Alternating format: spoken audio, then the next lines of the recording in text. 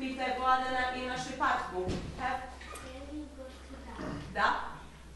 Yes, I can. Pitaj Dimitrija, imaš li pticu? Have? Have you got a bird? Imaš? Yes, I can. Pitaj njega, imaš li miša? Have? Have you got a mouse? Ne? No, I haven't.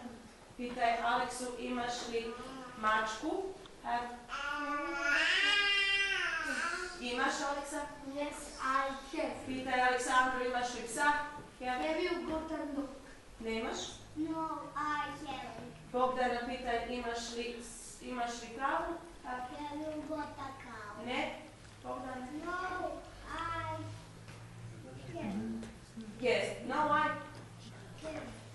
Glasno.